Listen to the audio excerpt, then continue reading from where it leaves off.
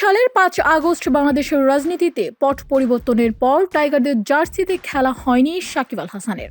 মাঝে একবার দেশে ফিরে খেলার সম্ভাবনা জাগলেও শেষ পর্যন্ত আসা হয়নি। যদিও সাম্প্রতিক সময়ে সাকিবের দলে ফেরার সম্ভাবনা ক্রমেই বাড়ছে। বাংলাদেশ ক্রিকেট বোর্ড বিসিবি থেকে সাকিবের ব্যাপারে আগেই উদ্যোগ নিয়েছেন পরিচালক আসিফ আকবর।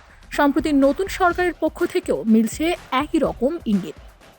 নতুন যুব ও ক্রীড়া প্রতিমন্ত্রী আমিনুল হক বলেছেন, সাকিব বা মাশরাফি বিন মুর্তজার মতো ক্রিকেটারদের ফিরিয়ে আনতে সরকার থেকে সর্বোচ্চ সহযোগিতা করা হবে। তবে জুলাই অভ্যুত্থানের সময় যেহেতু সাকিব শেখ হাসিনা সরকারের অংশ ছিলেন, সেক্ষেত্রে তাকে দলে ফেরানো কতটুকু যৌক্তিক হবে সেটি নিয়েও আছে অনেকের প্রশ্ন। তার অবশ্য ব্যাখ্যা দিয়েছেন আসিফ আকবর, তুলে এনেছেন সাকিবের সঙ্গে বৈঠকের প্রসঙ্গটিও।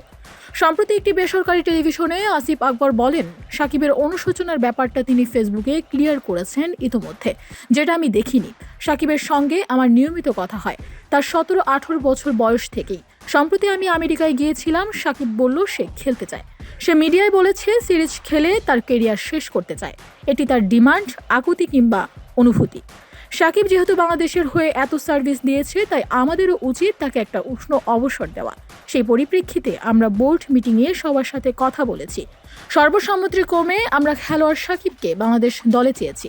সাকিবের নামে থাকা মামলা তুলে নিতেও কাজ শুরু করেছে বিসিবি। আসিফ আকবর বলেন, সাকিবের সঙ্গে কথা বলেছি। সাকিবের নামে যে মামলাগুলো হয়েছে সেগুলো একটা ফাইল হয়েছে, সেগুলো নিয়ে তার আইনজীবী বিসিবির সঙ্গে দ্রুত কথা বলছে। আমরা খুব দ্রুত সময়ে, সম্ভবত রবি সোমবারের মধ্যেই চেষ্টা করব ক্রীড়া মন্ত্রণালয়ে সাকিবের কেস ফাইলগুলো পৌঁছে দিতে। তারপরের দায়িত্ব সরকারের।